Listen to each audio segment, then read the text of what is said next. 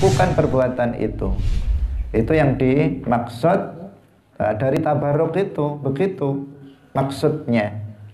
Jadi dengan kita menyentuh, dengan kita mencium, dengan kita mengusapkan asar Rasulullah atau asar para wali, apa? Kita menginginkan tambahan kebaikan dari Allah dengan sebab itu. Itu sebabnya. Itu bukan penciptanya, tetapi itu sebabnya. Seperti kamu misalnya sakit, kemudian kamu minum obat. Itu sebabnya, itu bukan pencipta kesembuhan. Kesembuhan itu Allah yang menciptakannya. Itu hanya sebab saja. Kita usapkan badan kita kepada asar Nabi. Nah, itu adalah sebab dari Allah menciptakan tambahan kebaikan untuk diri kita. Salatullah, salamullah, alal hadi, Rasulillah. Assalamualaikum warahmatullahi wabarakatuh.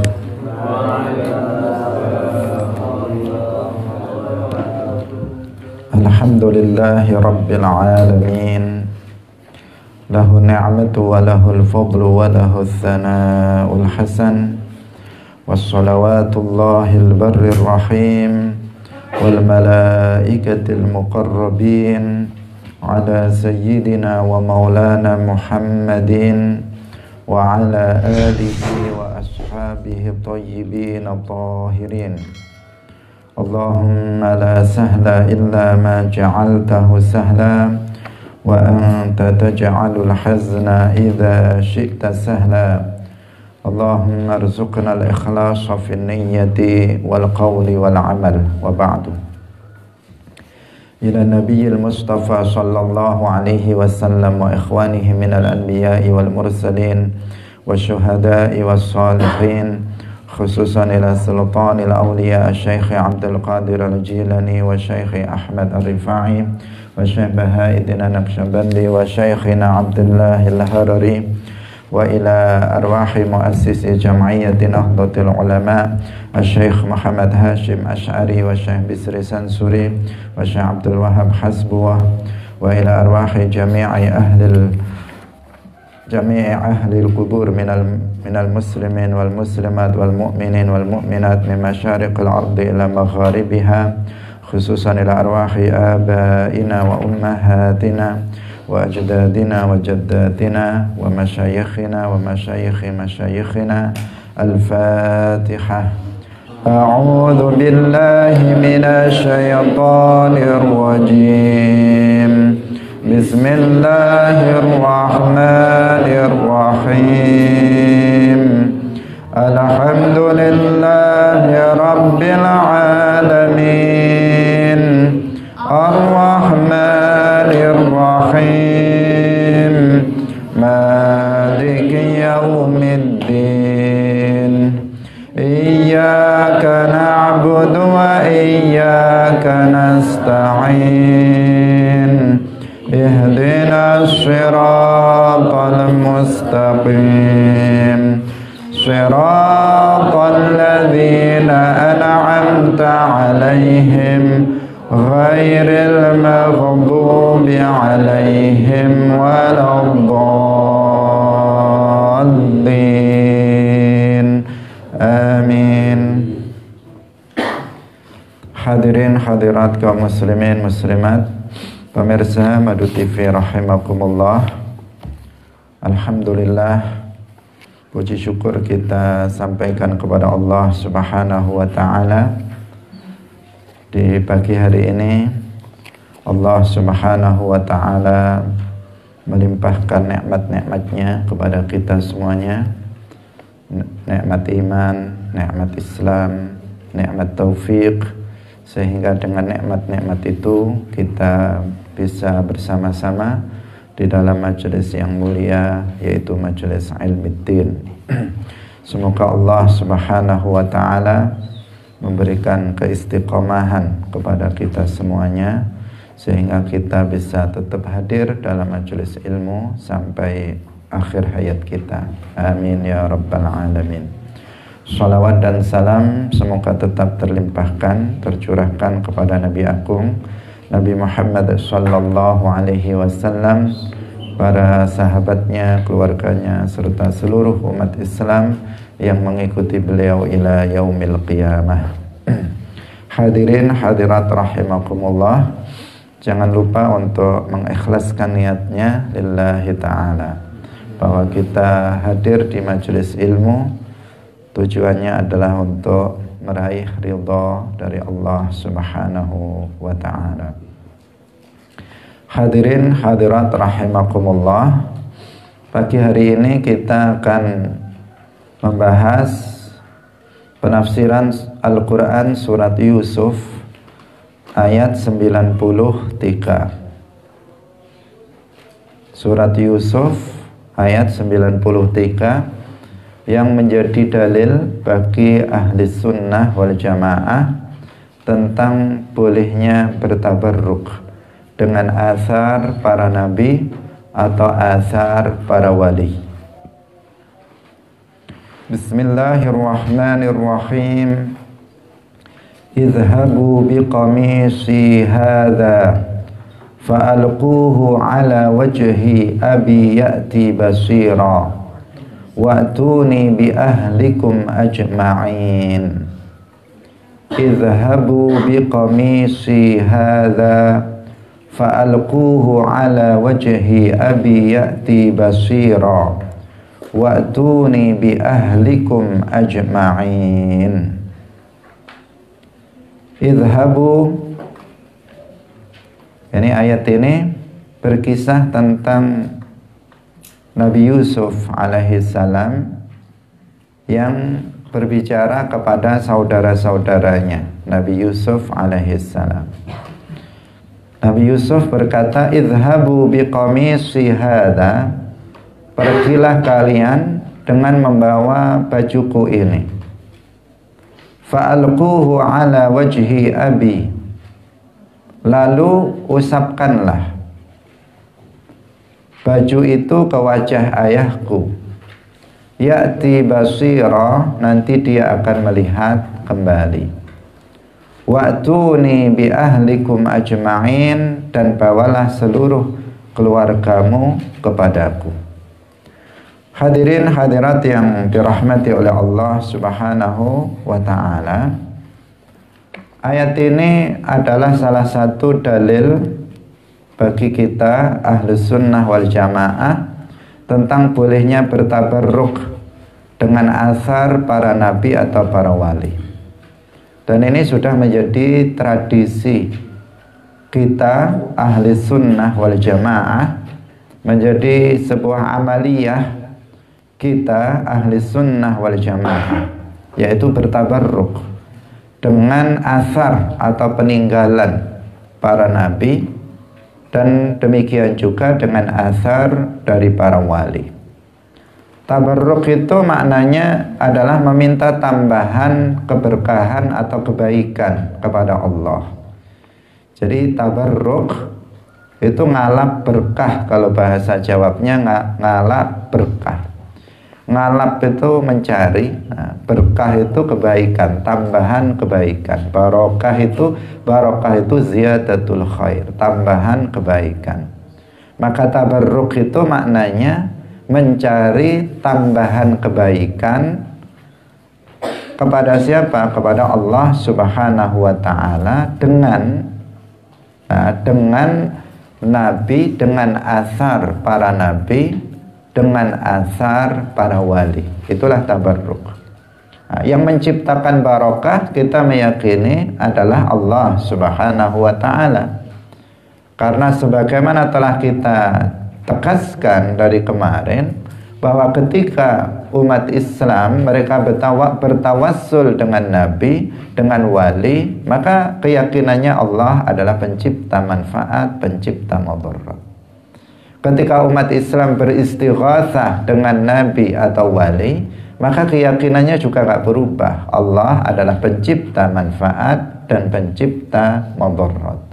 Demikian juga ketika seorang muslim itu bertabarruk dengan asar para nabi atau para wali, maka itu adalah juga tetap dalam hatinya berkeyakinan bahwasanya Allah adalah pencipta manfaat dan madarat, pencipta barokah, pencipta kebaikan bagi makhluknya. Itulah keyakinan yang gak pernah berubah dari hati seorang muslim. Ketika dia bertawassul, ketika dia bertabarruk, ketika beristighasah, keyakinan itu tetap. Hadirin hadirat rahimakumullah. Sehingga di sini pada hakikatnya tawassul, istighasah dan tabarruk itu sama. Itu sama, tidak berbeda.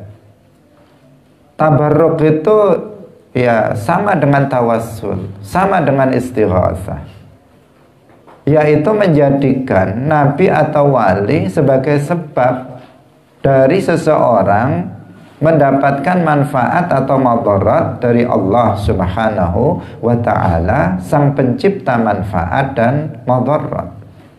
Jadi menjadikan nabi atau wali itu sebagai sebab, bukan pencipta, sebagai sebab dari seseorang mendapatkan manfaat atau madarat dari Allah Subhanahu wa ta'ala, sang pencipta manfaat, sang pencipta madarat. Itu hakikat dari ketiganya, tawassul, istighasah dan tabarruk. Hanya saja dalam praktek yang dilakukan itu sedikit berbeda antara tawassul, tabarruk dan istighasah. Kalau tawassul adalah menyebut nama nabi atau wali dalam doanya kepada Allah, itu tawassul. Ketika seseorang mengatakan ya Rabbi bil Mustafa balligh maqasidana, dia menyebut nama nabi dalam doanya kepada Allah. Ya Allah, ya Tuhanku, dengan Al-Mustafa balligh maqasidana, kabulkanlah hajat-hajat kami, tujuan-tujuan kami. Allahumma bijahi sayyidina Muhammad, misalnya, urzuqni, ya Allah, dengan keagungan kemuliaan Nabi Muhammad berikanlah aku rizki. Itu namanya tawassul. Doa, berdoa kepada Allah, dalam doanya menyebut Nabi Muhammad atau menyebut para nabi, menyebut malaikat, menyebut para wali. Itu yang disebut dengan tawassul. Kalau istighasah, lafadznya dalam doanya itu adalah lafadz permohonan pertolongan dengan mengatakan ya Muhammad adrikni, ya Abdul Qadir Ajilani aghithni, madad madad ya Rasulullah. Itu namanya istighasah, yang maknanya wahai Rasulullah, aku meminta pertolonganmu dengan doamu kepada Allah agar Allah memberikan manfaat dan madarat kepadaku. Dilakukan.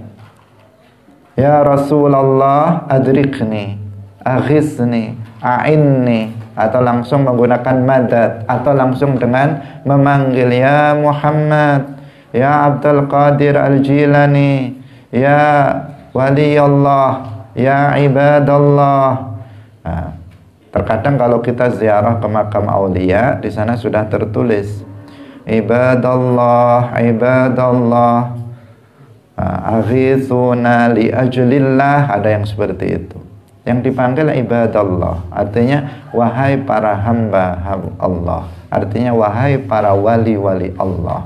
Aghithuna, berilah kami pertolongan, artinya dengan doamu kepada Allah untuk kami. Itu namanya apa? Istighasah. Nah, sekarang tabarruk.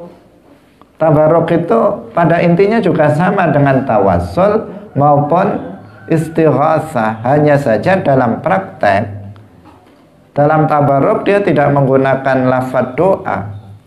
Dia adalah dengan cara menyentuh atau mencium asar dari para nabi, asar dari Rasulullah, asar dari para aulia. Asar itu sesuatu benda yang dia pernah atau bersentuhan dengan nabi atau wali, benda yang dia pernah berkaitan dengan nabi atau wali. Itu namanya asar yang dimaksud di sini. Misalnya asar Rasulillah, ya bagian dari badan Rasulullah seperti rambut Rasulullah, itu namanya asar. Kemudian baju yang pernah dipakai oleh Rasulullah, kemudian sandal yang pernah dipakai oleh Rasulullah, itu namanya apa? Asar yang dimaksud di sini. Atau misalnya tanah tempat menguburkan Rasulullah, itu berkaitan dengan Rasulullah. Atau misalnya kuku Rasulullah, atau misalnya kain makam yang pernah menutupi makam Rasulullah, atau keringat dari Rasulullah, atau bahkan air kencing, darah dari Rasulullah. Itu semuanya adalah athar, sesuatu yang berkaitan dengan Rasulullah Sallallahu Alaihi Wasallam. Athar Rasulullah. Bertabarruk itu dengan menyentuh atau mencium sesuatu yang pernah berkaitan dengan Rasulullah. Bahkan para sahabat juga apa? Bertabarruk dengan tangan yang pernah bersalaman dengan Rasulullah. Bahkan bertabarruk dengan mata yang pernah melihat Rasulullah, dan seterusnya. Bertabarruk dengan tempat sholatnya Nabi. Kalau kita di Madinah atau di Makkah, ada beberapa tempat yang dulu Nabi pernah sholat di situ, maka kita pun sholat di tempat itu, tabarrukan untuk ngalap berkah dari Rasulullah Sallallahu Alaihi Wasallam. Artinya dengan kita melakukan itu, kita memohon kepada Allah agar menambahi kebaikan untuk kita. Itu maksud tabarruk. Jadi misalnya, ini kita biar dong dulu atau paham dulu tentang bagaimana sesungguhnya bertabarruk itu. Jadi kalau kita misalnya bertabarruk dengan rambut Rasulullah Sallallahu Alaihi Wasallam, kita lihat, kemudian kita cium, kemudian kita usapkan ke badan kita. Dalam keyakinan kita apa? Nah, semoga dengan saya bertabarruk ini, Allah Subhanahu wa Ta'ala menambahi kebaikan untuk diri saya. Allah memberikan kesehatan, Allah memberikan taufik, hidayah, menetapkan hidayahnya pada kita. Allah memberikan ilmu yang bermanfaat dengan kita melakukan perbuatan itu. Itu yang dimaksud dari tabarruk itu, begitu maksudnya. Jadi dengan kita menyentuh, dengan kita mencium, dengan kita mengusapkan asar Rasulullah atau asar para wali, apa? Kita menginginkan tambahan kebaikan dari Allah dengan sebab itu. Itu sebabnya. Itu bukan penciptanya, tetapi itu sebabnya. Seperti kamu misalnya sakit, kemudian kamu minum obat. Itu sebabnya, itu bukan pencipta kesembuhan. Kesembuhan itu Allah yang menciptakannya. Itu hanya sebab saja. Kita usapkan badan kita kepada asar Nabi. Nah, itu adalah sebab dari Allah menciptakan tambahan kebaikan untuk diri kita. Itu yang disebut dengan apa? Tabarruk. Seseorang sedang sakit, kemudian dia bertabarruk. Dia bertabarruk dengan, misalnya bahkan bertabarruk dengan bacaan-bacaan Al-Quran. Itu namanya tabarruk. Misalnya dengan air yang dibacakan ayat Al-Quran di situ. Bertabaruk dengan itu, dia berharap Allah Subhanahu wa Ta'ala menciptakan kesembuhan pada dirinya. Nggak ada bedanya antara misalnya obat bagi orang yang sakit atau misalnya bertabaruk untuk orang yang sakit.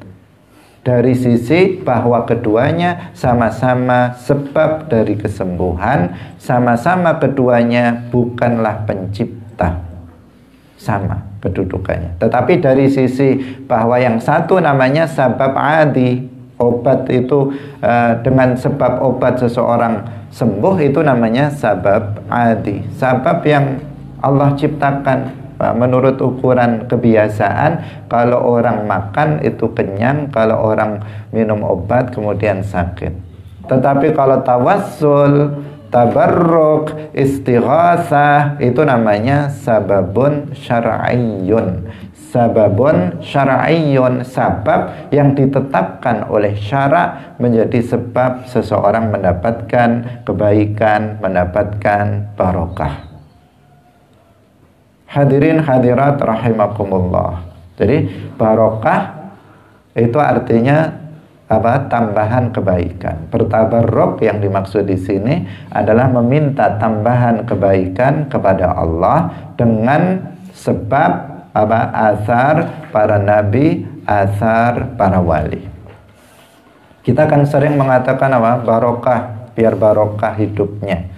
Biar barokah hidupnya. Artinya apa?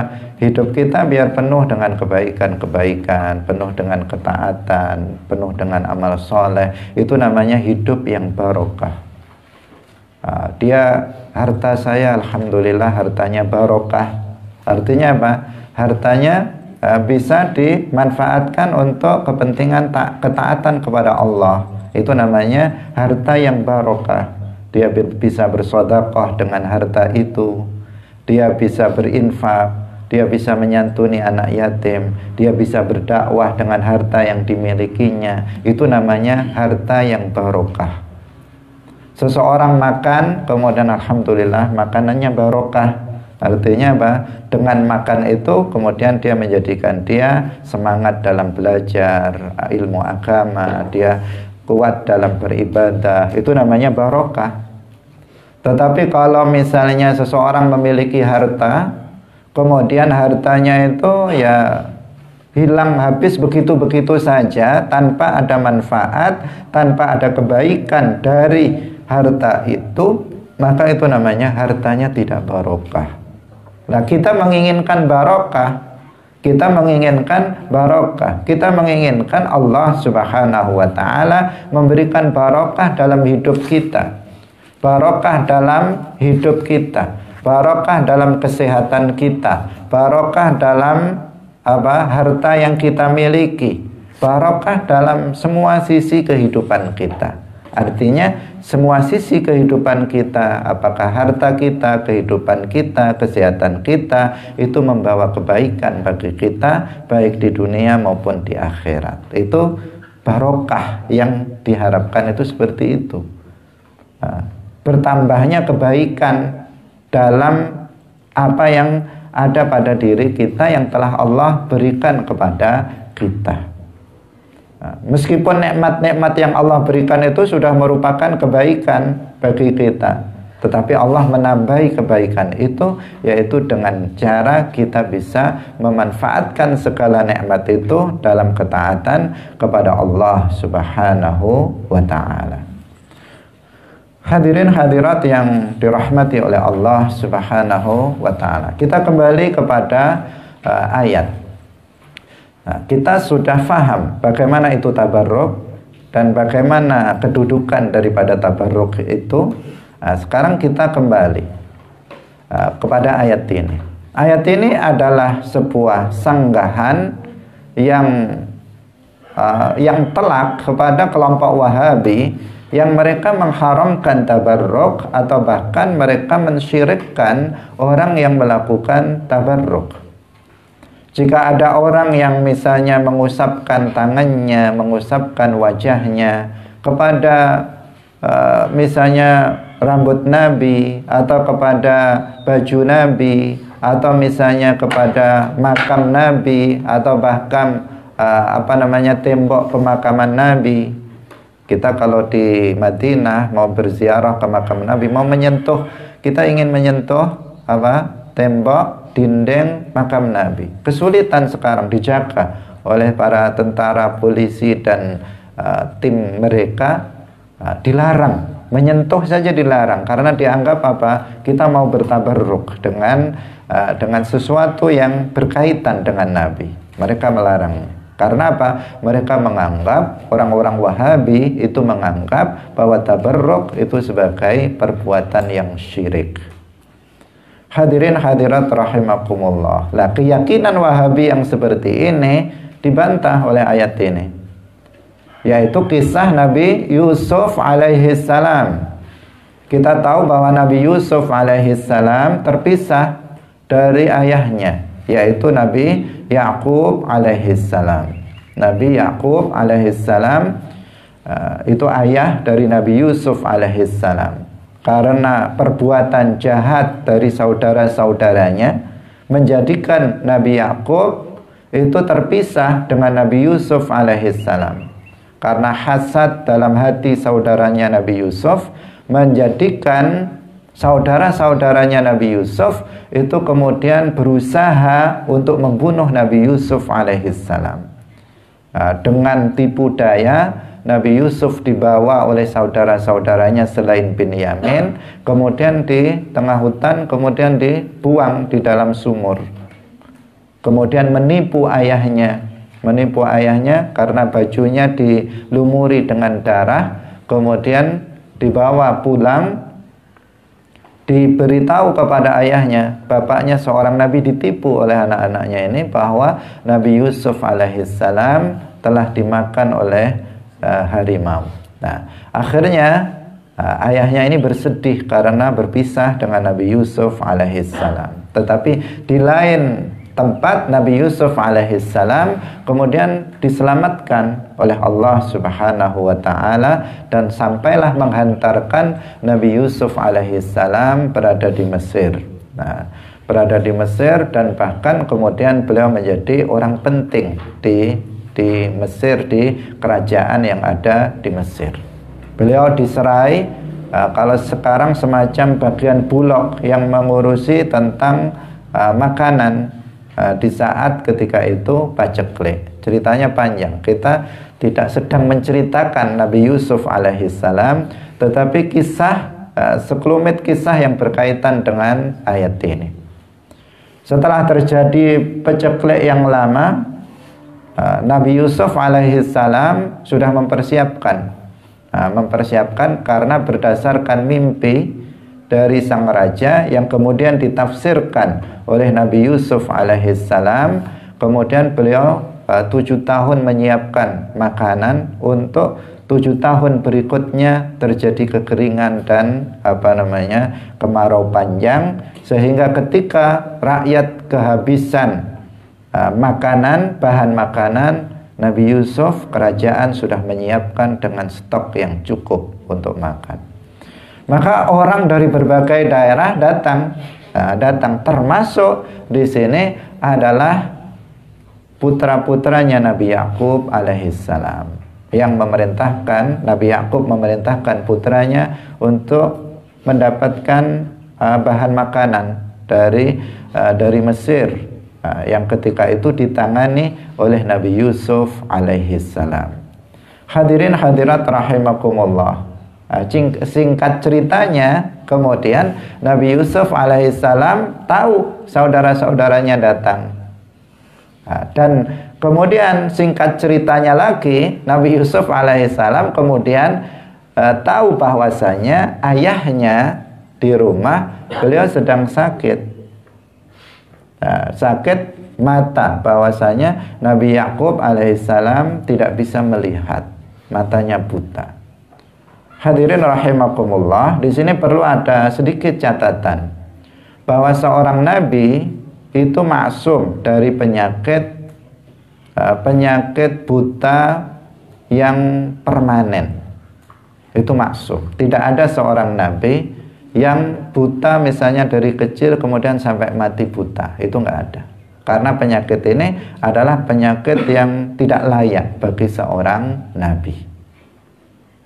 Yang terjadi pada Nabi Yakub alaihissalam itu bukan buta yang semacam itu, tetapi beliau asalnya melihat. Tetapi kemudian karena kesedihan beliau berpisah dengan putranya Nabi Yusuf alaihissalam menjadikan mata Nabi Yakub alaihissalam ini kemudian tidak bisa melihat. Tetapi kemudian Nabi Yakub bisa melihat kembali. Jadi ini yang perlu menjadi catatan. Mungkin ada sebagian terdetik dalam hatinya, loh seorang nabi kok buta. Ini adalah buta yang bukan permanen, karena yang maksum para nabi darinya adalah penyakit buta yang permanen, yang dari lahir buta sampai mati buta, itu adalah mustahil bagi seorang nabi, karena itu sifat manusia tetapi menurunkan derajat kenabian, dan itu adalah mustahil. Penyakit yang jaiz bagi para nabi adalah penyakit yang tidak menurunkan derajat kenabian, itu yang jaiz. Sedangkan yang menurunkan derajat kenabian, maka itu adalah mustahil bagi para nabi. Karena orang buta itu ya kita tahu, kalau kita punya teman atau orang mengenal orang yang buta, maka dia seperti tidak berharga lagi dalam kehidupan di dunia ini. Artinya turun derajatnya, turun nilainya di hadapan manusia.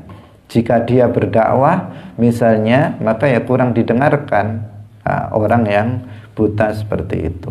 Hadirin hadirat rahimakumullah. Jadi Nabi Yakub alaihissalam buta sementara, tetapi kemudian sembuh seperti yang akan kita ceritakan ini.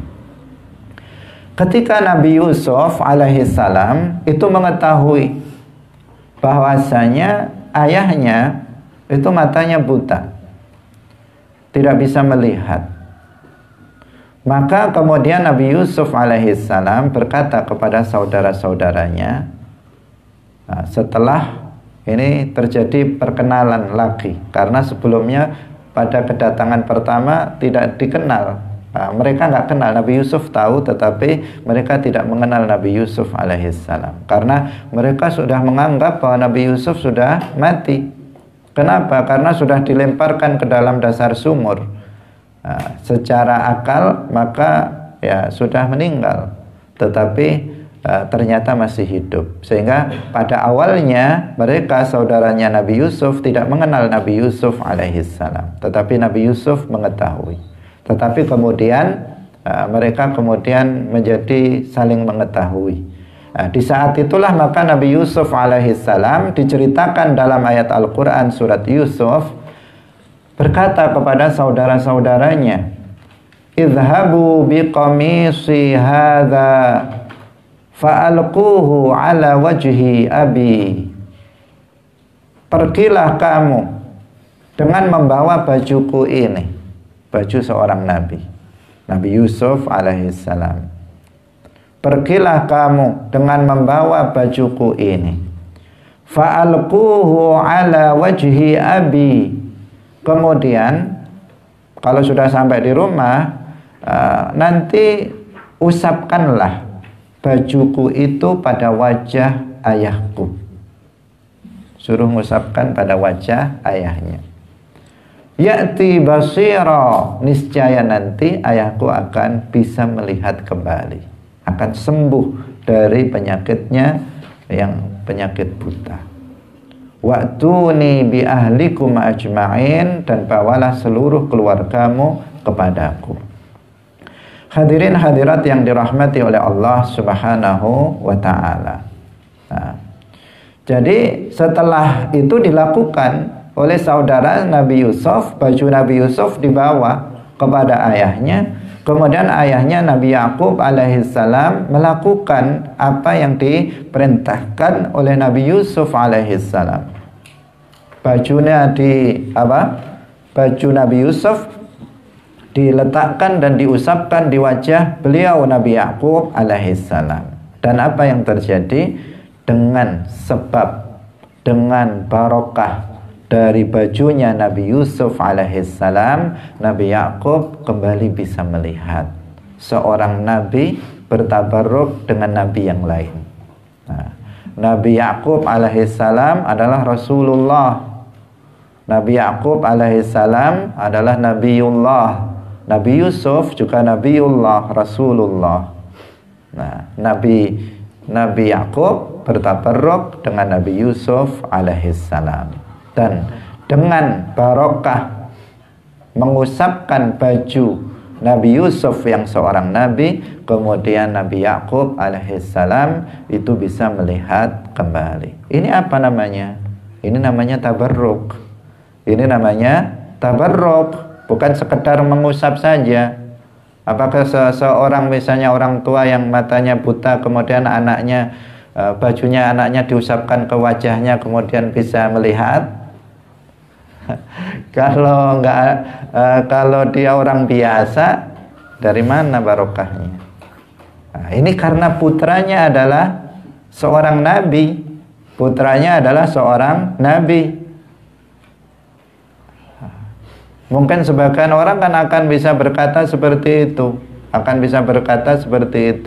Berkata bagaimana? Oh, itu karena ya sudah tahu kalau anaknya sudah masih hidup sehingga wajahnya diusapkan dengan bajunya maka menjadi sembuh. Coba dipraktekkan kalau itu terjadi. Jadi itu adalah karena tabarruk dengan baju seorang nabi. Dan Allah menciptakan kesembuhan di saat Nabi Yakub alaihissalam bertabarruk dengan bajunya Nabi Yusuf alaihissalam. Allah yang menciptakan kesembuhan dengan sebab bertabarruk dengan asar dari Nabi Yusuf alaihissalam. Hadirin hadirat yang dirahmati oleh Allah Subhanahu wa ta'ala. Jadi asar Rasulullah Shallallahu alaihi wasallam secara khusus masih bisa kita temui. Asar dari Rasulullah itu masih bisa kita temui sampai sekarang ini. Dan Rasulullah memang sengaja meninggalkan asarnya untuk kita, untuk keberkahan yang selamanya ila yaumil qiyamah bagi umatnya. Ini semuanya karena sayangnya Rasulullah Shallallahu alaihi wasallam kepada kita, sehingga sebagian dari bagian badan Rasulullah bahkan ditinggalkan untuk umatnya agar umat Islam itu bertabarruk. Rambut Rasulullah masih banyak sampai sekarang, dibawa oleh para ulama, dibawa oleh para keturunan Rasulullah Shallallahu alaihi wasallam, dibawa oleh para salihin, diwariskan dari satu generasi ke generasi berikutnya sampai dengan masa sekarang. Baju Rasulullah juga masih ada. Bagian dari sendal Rasulullah juga masih ada sampai sekarang, masih tersimpan karena para sholihin, para ulama, para keturunan Rasulullah, mereka menjaga asar Rasulullah lebih dari menjaga harta benda yang mereka miliki, sehingga tetap terawat sampai sekarang meskipun sudah lebih dari 1000 tahun umurnya. Nah, dan ini adalah merupakan keberkahan bagi umat Islam. Rasulullah sengaja melakukan itu. Nah, ketika Rasulullah Shallallahu alaihi wasallam itu beliau sedang haji, beliau memotong rambut beliau. Ini disebutkan dalam hadis sahih, ya, perlu kita sampaikan khususnya kepada orang yang menentang tabarruk, bahwa ini disebutkan dalam hadis yang sahih. Ada dalam sahih Al-Bukhari, di antaranya bahwa pada saat haji wada,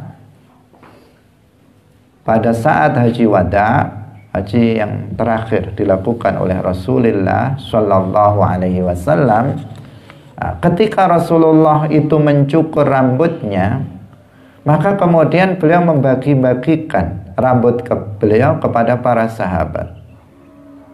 Perhatikan, ini disebutkan dalam Sahih Al-Bukhari. Rasulullah di saat haji wada, beliau mencukur rambutnya, kemudian rambut itu dibagikan kepada para sahabatnya. Pertanyaannya, untuk apa dibagikan? Apakah untuk dimakan? Tentu tidak, karena rambut bukan untuk dimakan. Siapa yang makan rambut? Nggak ada. Kenapa dibagikan? Apakah sekedar untuk kenang-kenangan? Apakah Rasulullah menginginkan sekedar kenang-kenangan? Jelas tidak. Tetapi Rasulullah Shallallahu Alaihi Wasallam membagikan rambut-rambut itu adalah agar para sahabat bertabarruk dengan Rasulullah Shallallahu Alaihi Wasallam. Di sini Rasulullah mengajarkan kepada umat Islam, kepada para sahabat ketika itu, agar mereka bertabarruk dengan Rasulullah Shallallahu Alaihi Wasallam. Demikian juga Al-Imam Ahmad bin Hanbal dalam kitab Musnad Ahmad, beliau juga meriwayatkan bahwasanya Rasulullah Shallallahu Alaihi Wasallam itu membagikan potongan kuku kepada para sahabat. Ketika beliau memotong kukunya, kemudian kuku itu dibagikan. Pertanyaannya lagi, apakah kuku untuk dimakan? Apakah kuku untuk kenang-kenangan? Kalau kenang-kenangan, kenapa kuku? Yang lain lebih banyak dan lebih berharga. Nah, dari sisi zahir, tetapi kuku Rasulullah jelas lebih mulia dari seluruh apa yang ada. Hadirin hadirat rahimakumullah. Nah, Rasulullah membagikan rambutnya, membagikan kuku-kukunya adalah semuanya dalam rangka mengajarkan kepada para sahabat, mengajarkan kepada umat Islam agar bertabarruk dengan asar Rasulullah Shallallahu Alaihi Wasallam, agar umat Islam itu tetap bisa mendapatkan keberkahan Rasulullah. Bukan hanya para sahabat yang mereka hidup bersama Rasulullah yang mendapatkan keberkahan Rasulullah. Bukan hanya umat Nabi Muhammad yang hidup semasa dengan Rasulullah saja, tetapi juga umat beliau yang hidup setelah wafatnya beliau itu juga tetap bisa mendapatkan keberkahan dari Rasulullah Sallallahu Alaihi Wasallam. Nah, ini tujuannya seperti itu. Hadirin yang dirahmati oleh Allah, dalam Sahih Muslim, ini juga hadis sahih. Dalam kitab Sahih Muslim disebutkan sebuah hadis bahwasanya Asma binti Abi Bakar, Asma putrinya Abu Bakar, selain Aisyah radhiyallahu anha istri Rasulullah, Asma bintu Abi Bakar diriwayatkan dalam Sahih Muslim bahwasanya beliau itu menyimpan jubahnya Rasulullah Shallallahu Alaihi Wasallam yang sebelumnya itu dibawa oleh istrinya, yaitu Sayyidah Aisyah radhiyallahu anha. Setelah Sayyidah Aisyah wafat, kemudian baju Nabi ini atau jubahnya Nabi ini diberikan kepada saudarinya, yaitu Asma binti Abi Bakar. Nah, diriwayatkan dalam Sahih Muslim bahwasanya beliau mengatakan bahwasanya Asma binti Abi Bakar itu mengatakan, kami membasuh jubah tersebut, jubah Nabi, untuk orang-orang yang sakit. Kita meminta kesembuhan kepada Allah dengan sebab jubah itu. Disebutkan di mana ini? Dalam Sahih Muslim. Artinya hadis sahih. Asma binti Abi Bakar, beliau menyimpan jubah Nabi. Apa yang dilakukan oleh Asma binti Abi Bakar, sahabat Nabi? Yang dilakukan oleh Asma binti Abi Bakar terhadap jubah itu, Beliau membasuh jubah itu, kemudian airnya diminumkan kepada orang-orang yang sakit untuk bertabarruk. Dengan itu mengharapkan kesembuhan dari Allah Subhanahu wa ta'ala. Seorang sahabat mengajarkan apa? Bertabarruk dengan apa? Dalam hal ini adalah dengan jubahnya Rasulullah Shallallahu Alaihi Wasallam. Kalau berbicara tentang tabarruk ini, kisahnya sangat banyak sekali.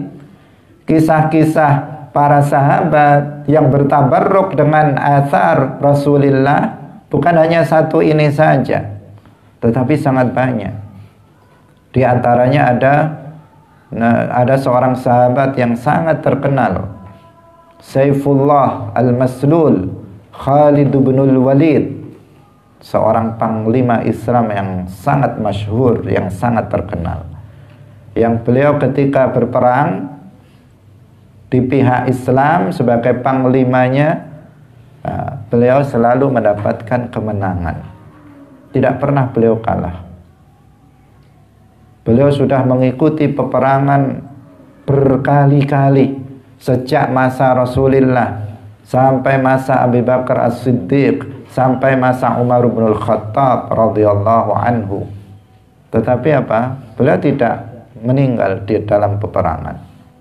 Beliau sudah menghadapi berbagai macam peperangan besar, tetapi beliau tidak wafat dalam peperangan. Justru beliau wafat itu di atas ranjangnya, tidak syahid dalam peperangan. Itu Sayyidina Khalid ibn al-Walid. Apa rahasianya? Apa rahasianya sehingga beliau kemudian ketika berperang selalu mendapatkan kemenangan? Suatu ketika dalam peperangan besar dikisahkan bahwasanya kopiah beliau itu jatuh. Kopiah beliau jatuh. Kemudian beliau bingung untuk mencarinya. Beliau menyuruh orang untuk mencari kopiah itu. Dicari kemana-mana dengan susah payah, karena bagaimana mencari kopiah yang hilang di tengah peperangan. Dicari sampai kemudian ketemu. Setelah ketemu ternyata ya kopiahnya sudah lama, bukan kopiah baru, bukan peci yang masih baru, yang sudah lama, yang sudah layak untuk ditinggalkan, ganti yang baru. Ternyata apa? Kemudian ditanya Sayyidina Khalid ibn al-Walid, ditanya kenapa dicari sebegitunya mencarinya, padahal hanya sekedar kopiah yang semacam ini saja. Kemudian beliau menyampaikan rahasianya. Beliau mengatakan, di dalam kopiah ini saya simpan rambut Rasulullah Shallallahu Alaihi Wasallam. Sejak ada rambut Rasulullah di dalam kopiahku, maka saya selalu mendapatkan kemenangan dalam setiap peperangan. Ini namanya apa? Tabarruk. Beliau itu mendapatkan kemenangan dalam peperangan karena berkah Rasulullah Shallallahu Alaihi Wasallam. Karena di situ ada rambut Nabi dalam pecinya Sayyidina Khalid bin Walid radhiyallahu anhu. Dengan tabarruk beliau kemudian mendapatkan kebaikan, yaitu berupa kemenangan dalam setiap peperangan. Itulah beliau Khalid bin Walid radhiyallahu anhu, seorang sahabi, seorang sahabat, bukan orang sekarang. Beliau seorang sahabat bertabarruk dengan rambut Nabi. Maka itu adalah salah satu bukti dalil bahwasanya boleh bagi seseorang itu untuk bertabarruk dengan Nabi. Salah satu istri Nabi, Ummu Salamah radhiyallahu anha, diriwayatkan bahwa ketika Rasulullah Shallallahu Alaihi Wasallam beliau sedang tidur dan badan Rasulullah mengeluarkan keringat, maka kemudian beliau Ummu Salamah radhiyallahu anha, beliau kemudian menampung air keringat Rasulullah. Kemudian Rasulullah terbangun melihat yang dilakukan oleh Ummu Salamah dan Rasulullah membiarkannya. Kenapa? Untuk apa beliau melakukan itu? Untuk bertabarruk dengan air keringat Rasulullah Sallallahu Alaihi Wasallam. Banyak lagi cerita-cerita yang lain yang menunjukkan itu. Ada lagi seorang sahabat, dalam satu riwayat bahwa sahabat ini diperintahkan oleh Nabi untuk menyimpan air kencing Rasulullah Shallallahu Alaihi Wasallam di tempat yang tidak diketahui oleh orang. Kemudian sahabat ini keluar dari Nabi setelah diperintahkan, kemudian dia meminumnya.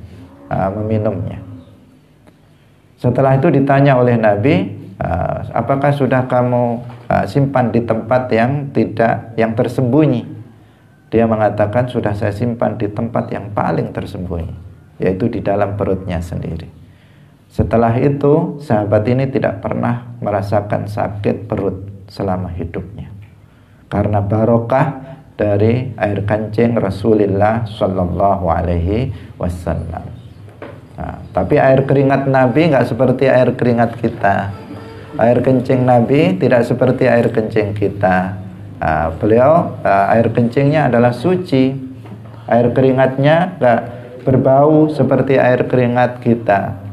Beliau adalah makhluk yang termulia, Rasulullah Sallallahu Alaihi Wasallam, yang semua unsur yang ada pada jasad Rasulullah semuanya adalah barokah, semuanya adalah baik. Itulah Rasulullah Sallallahu Alaihi Wasallam, bagaimana beliau mengajarkan tabarruk kepada para sahabat, dan para sahabat pun bertabarruk dengan asar Rasulullah Sallallahu Alaihi Wasallam. Hadirin hadirat rahimakumullah, kita juga boleh bertabarruk dengan asar dari para wali, yaitu dengan melakukan yang biasa dilakukan di saat kita misalnya berziarah ke makam seorang wali. Boleh kita mengusap kuburannya, kemudian kita usapkan ke wajah kita, ke badan kita. Itu sesuatu yang diperbolehkan. Itu namanya tabarruk. Atau kita mengusap misalnya dinding makamnya, kain penutupnya, kemudian kita usapkan ke badan kita. Itu sesuatu yang diperbolehkan, dan itu adalah tabarruk.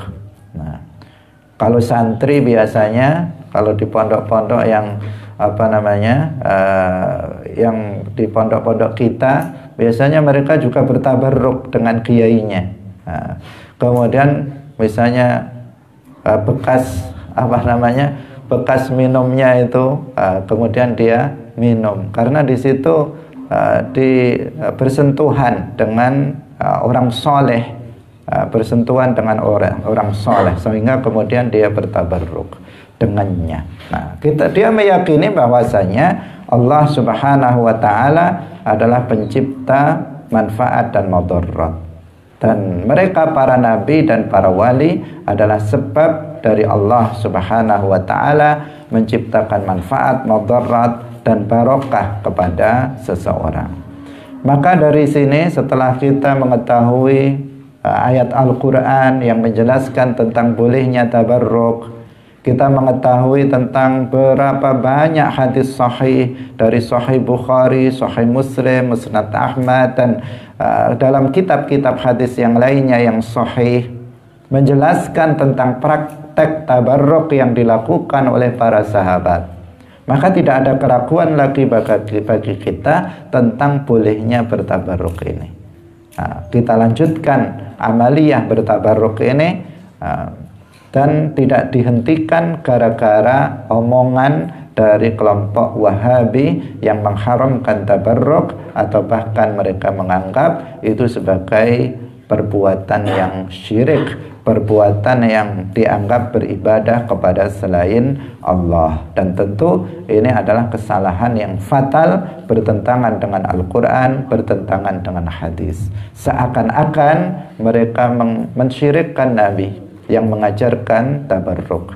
Seakan-akan mereka mensyirikkan para sahabat Khalid bin Walid dan para sahabat lain yang bertabarruk dengan athar Rasulullah sallallahu alaihi wasallam. Nah, demikian pengajian kita pagi hari ini, semoga bermanfaat bagi kita. Barakallahu fikum wallahu muwaffiq ila aqwamit thoriq. Wassalamualaikum warahmatullahi wabarakatuh. سلام الله على الهادي رسول الله.